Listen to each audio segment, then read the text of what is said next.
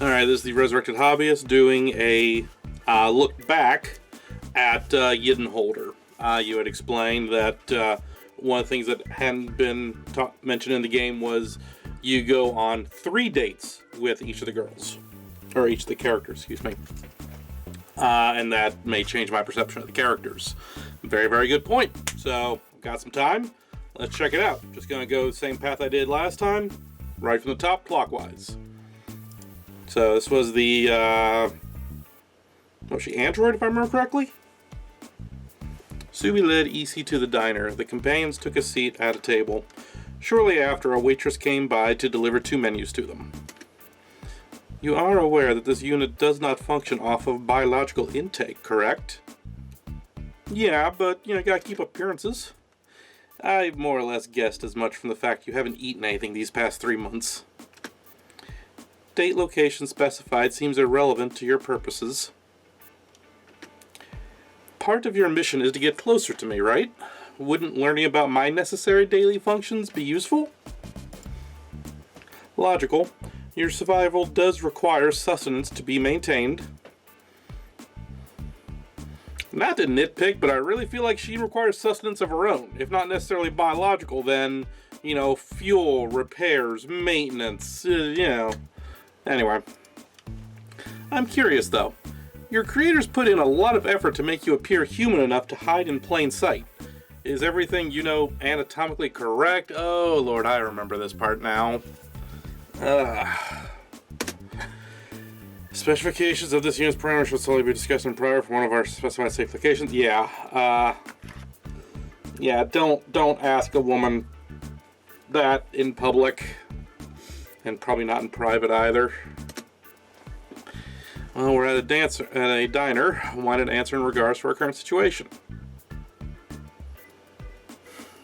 Very, very close to being a podophile.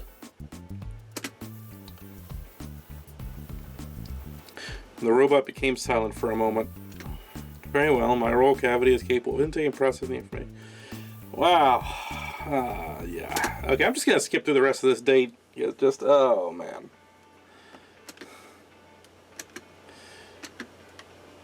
So, okay, we done in 10 minutes. Yeah, well. It was just bad timing. That's one way to put it. Try to be less suggestive.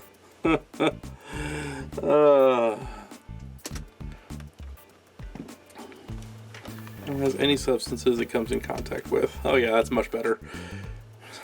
Poison food required.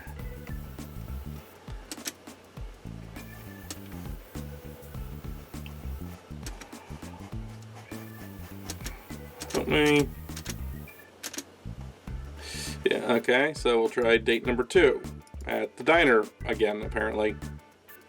Table. Kiss this time. I didn't want to run into that one waitress after what happened last time. Yeah, probably a good idea. The occurrences during our previous date were unexpected outcomes.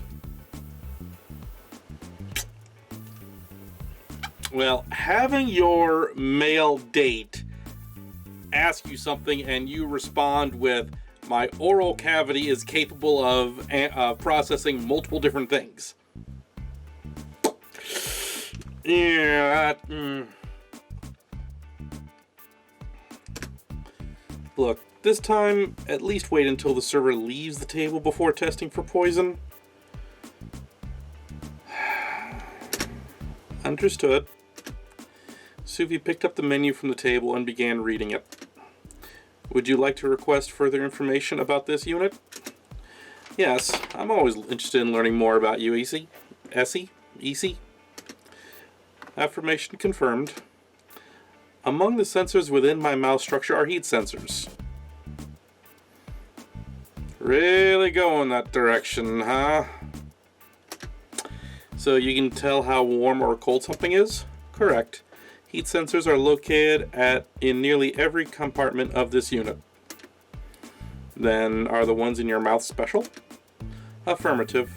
Once this unit's outer sensors indicate that something is a compatible temperature, the unit's internal thermometers can more accurately identify substances. What's the point of that, though? Heat measurements performed on genetic material can confirm biological compatibility with the Ydin Holder.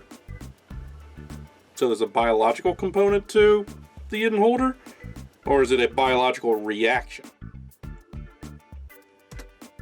You're talking about mating again, aren't you? Oh, okay, that kind of biological compatibility. It is our primary mission. That kind of topic is... what was it? Oh yes, it should solely be discussed in private at one of our specified safe locations. Witty remark based on previous date, noted. It's not so much a witty remark as it's a warning.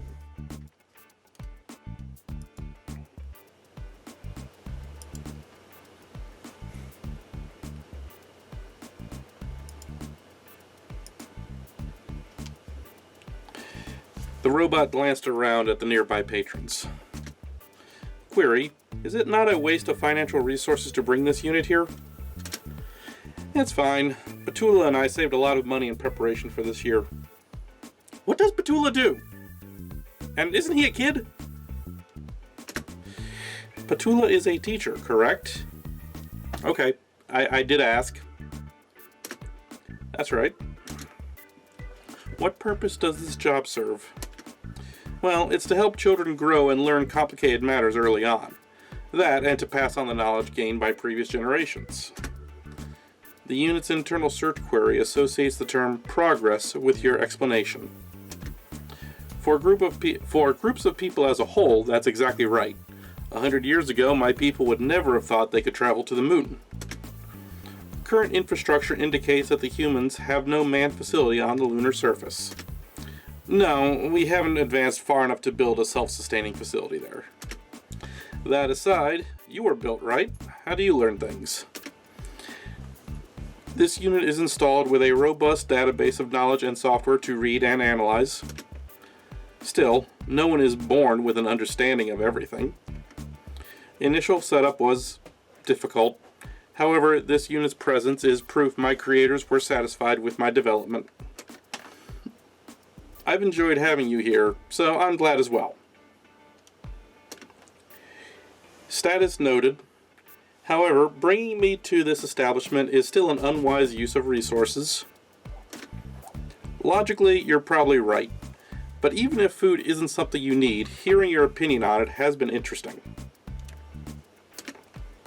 The Ydin Holder's pattern of behavior has indicated that you wish to have me become more human-like. Warning, the results will be minimal. This unit is a machine.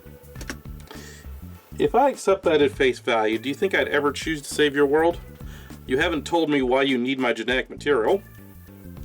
But apparently it can save your world. Okay. My attempts at trying to get you to open up and act more natural are a way of trying to decide to save your world. Understood. Your fallible logic is logical from a certain viewpoint. Okay, points for that line. This unit shall endeavor to meet your expectations. It's one step at a time.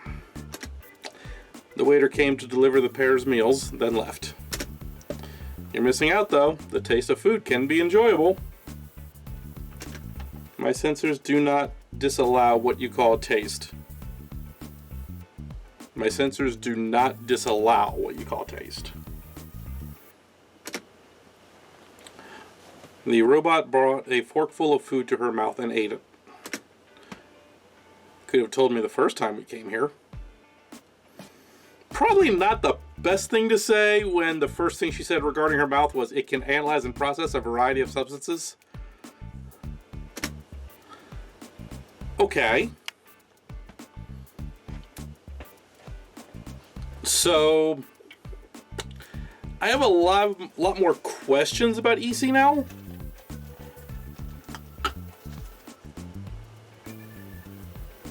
I guess, alright, I guess the first thing that I have to ask is Is she built to be logical or adaptable and starting with logic? I know that sounds like I'm splitting the hairs a little bit, but it's something that I noticed was the way the sprite is drawn.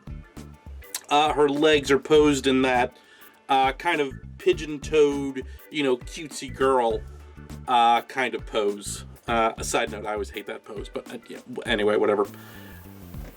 But her speech is very logical.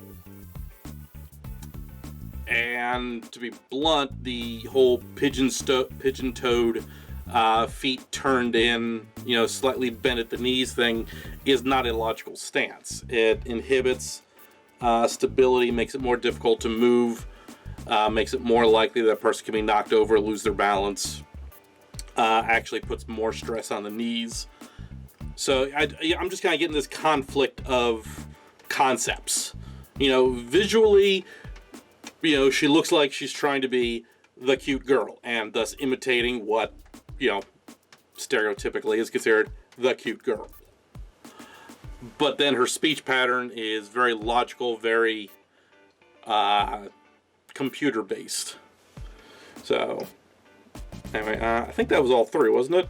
No, maybe it was one more. Yeah, okay, I take it back. There was at least one more. Some technical issues must be dealt with. This unit must attend to them. Oh, okay. Yes, that's just a placeholder then. So, but yeah, I don't know. I'm kind of getting like season 1, season 2 Data vibe. But okay, let me start over so that makes sense. If you're not familiar with Star Trek Next Generation, they had a character on there named Data, played by Brent Spiner. He was an android who was aspiring to be more human. In seasons 1 and 2, he was written very stoically, very methodically, very annoying, if I'm honest. Literally, our first introduction to him was the captain said, our mission is to go to this planet and snoop around. And Data says, Captain, I am unfamiliar with that phrase, snoop. And Picard gives this kind of half-hearted semi-definition of it means, to, I think it was like to clandestinely collect information on something. And then Data uses that to extrapolate out like 5 other definitions for it. To the point that Picard has to finally go, Data, enough, stop. We don't need the entire thesaurus of Snoop on this. That's kind of the vibe I'm getting from Esy right now. I honestly don't know if that's the direction you're going for or not. If it is, I would advise you to do it cautiously, because it's very, very easy for that to lead to the character to become annoying and grating. And honestly, it happened with Data several times. So, let's look at Zombie Girl. I forgot what her name was. Suvi dialed a number on his phone. A moment later, a nearby phone began ringing. Following the ringtone, he approached the morgue. The ring came from behind the door. Sable? Oh, Suvi. Pretty clever way to find me. So I guess they don't have phones on Sable's world. Easy pointed me in the right direction, but obviously I had to do the rest of the footwork. Good boy. Were you worried about me? Or the trouble I might cause? Can I say both? Sure.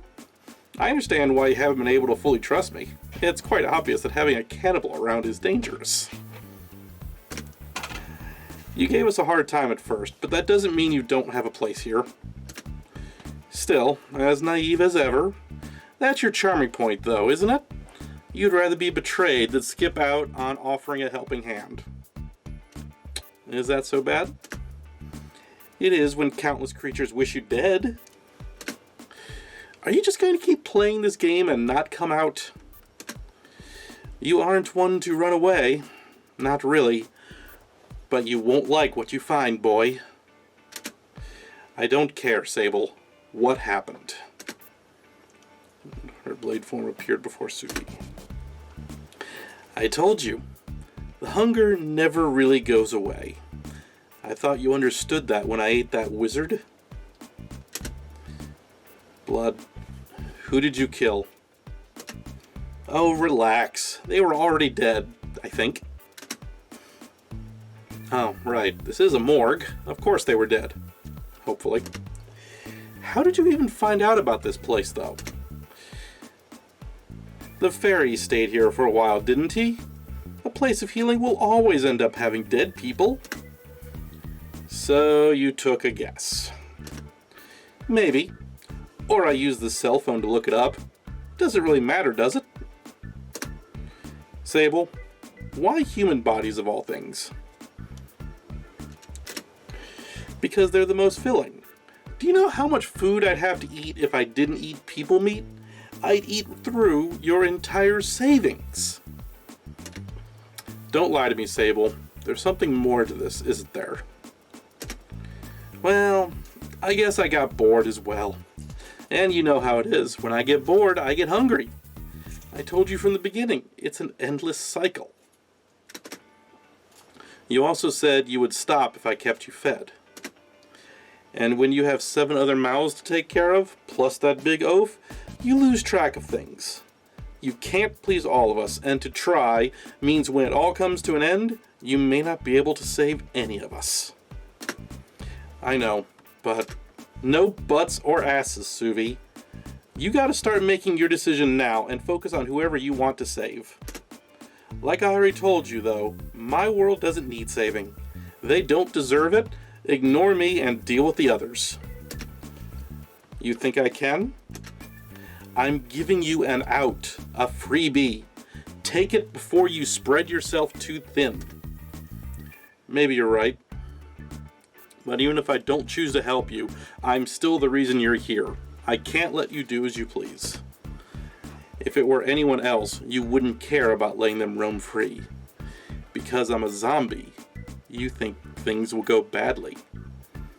Well, you did just admit to being a cannibal and preferring human meat. So, yeah. You've already eaten people from the morgue. Who hasn't? I actually don't want the answer to that question. Literally everyone else on the planet. Yeah, I kind of doubt that, Suvi. Really? Even if it's a low chance, there's got to be one other person crazy enough to do it. Yeah, there's also the whole point that cannibalism is not nearly as unheard of as we would like to think. Maybe, I don't know, but you have to come home. Oops. The zombie thought about it as she licked the blood off her fingers. Sorry to say, but no. Sable, tell you what. You leave me here to finish what I started. Visit a few times, and then I'll return. I'm pretty sure an employee will find you eventually, and this will become a big problem. You let me worry about that. Now go, before I get angry. Are you serious? Get going, boy. Don't make me repeat myself. Fine, but I will be back. Looking forward to it. Sable pushed Suvi out of the doorway and shut the morgue door behind him. Okay. Then second date, I guess. The idea of date and a cannibal in a morgue. It's like, that's not the word I would go with.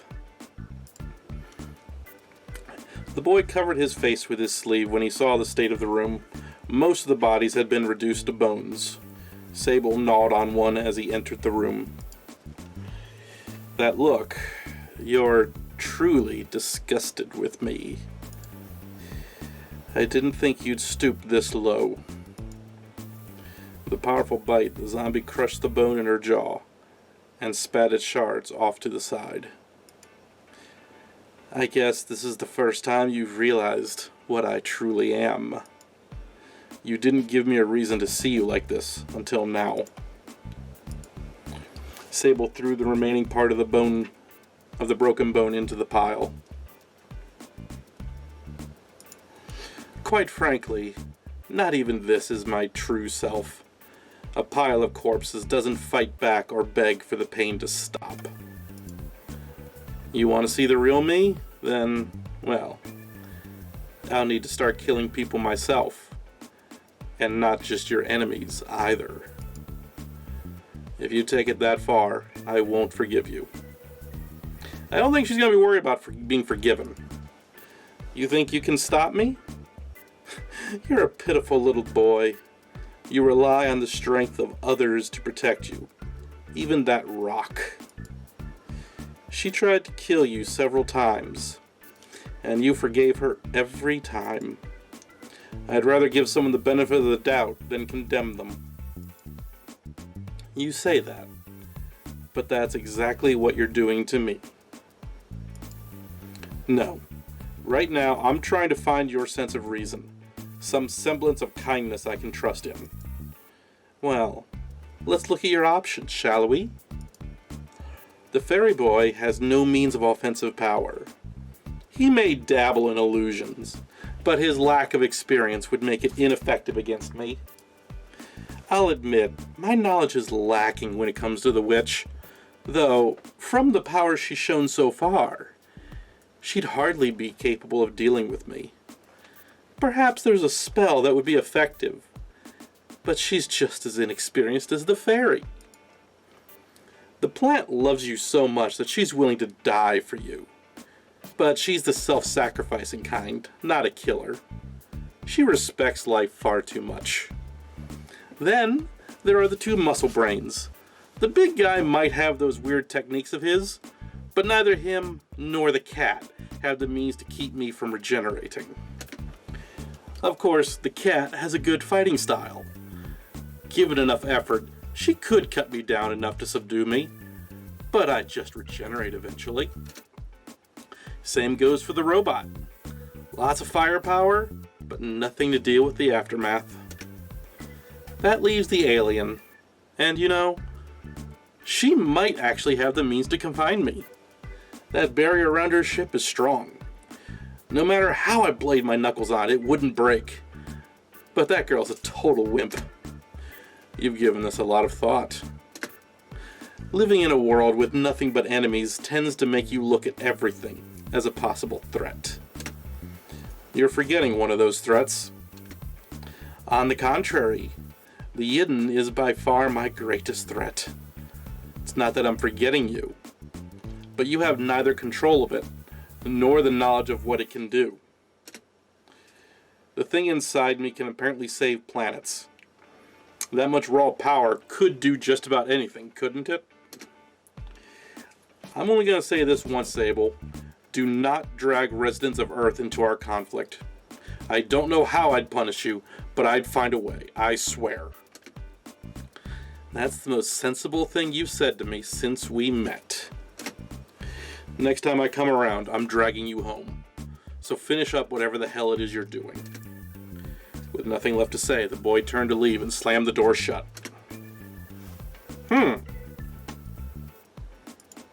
Okay. Try number 3. The boy entered the morgue to find Sable on top of a nurse. And I'm guessing not in the happy post-date kind of on top of, huh? Sable! Suvi yelled as he dashed forward. Sable slowly turned towards him. Hey, good, you're here. The zombie's sword was cut off by a swift kick that knocked her off the nurse. She was sent sprawling to the side. Nice kick. As Sable sat up, the boy moved to the nurse and checked her pulse, relieved to find one. He turned to her assailant. I thought I told you to leave them out of this.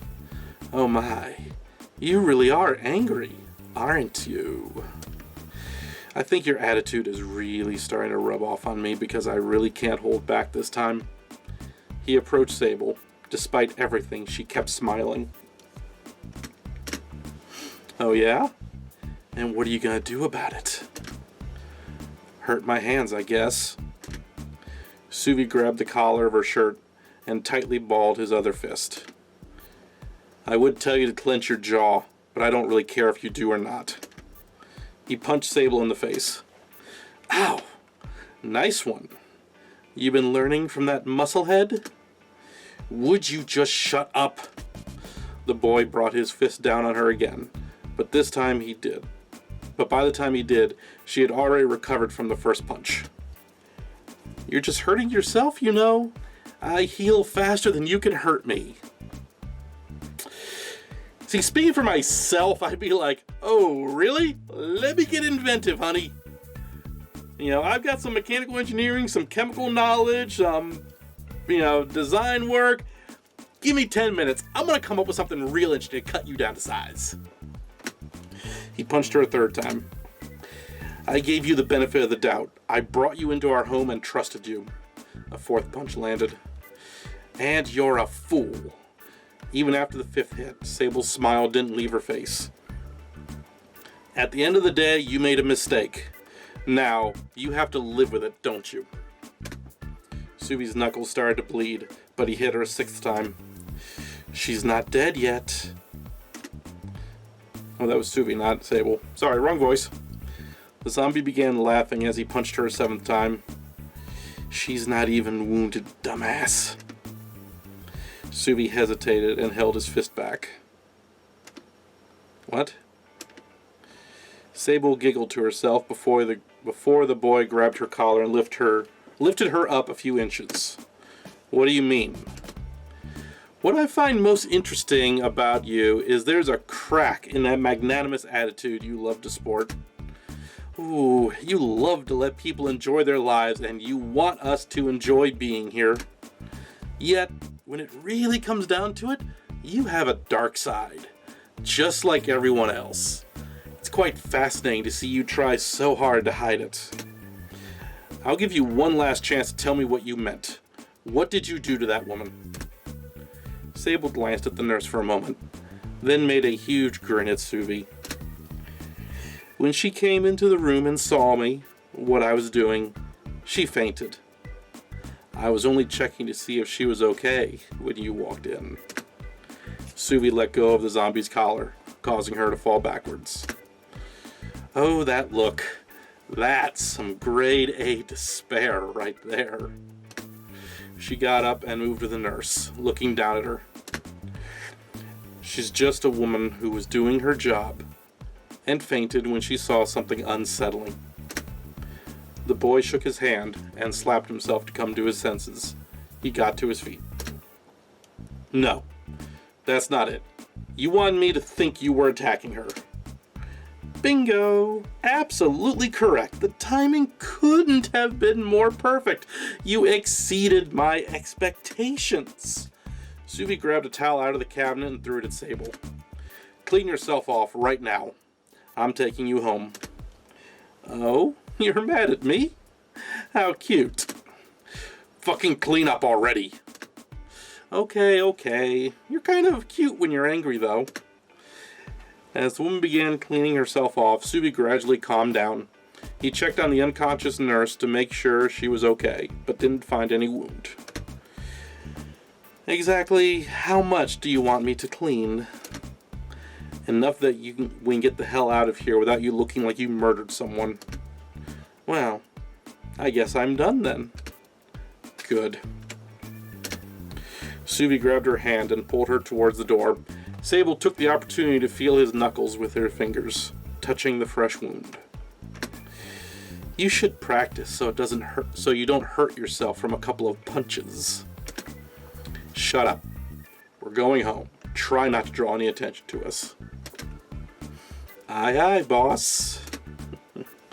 She spoke as condescendingly as he could, and he knew it.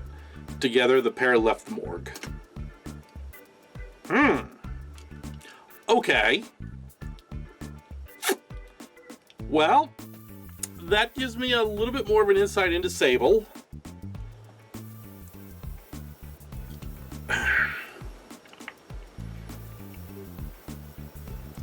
So, I'm going to be honest. I have a lot of questions about Sable, but they're more pointed than the questions I had with Esy. With Esy, my question was basically boiled down to who she is as a character. Well, with Sable, my question is, what is her motivation in the small and the large? Esy is obviously here to try to save her world, and something about that involves getting genetic material from Suvi. Sable seems like how do I put this?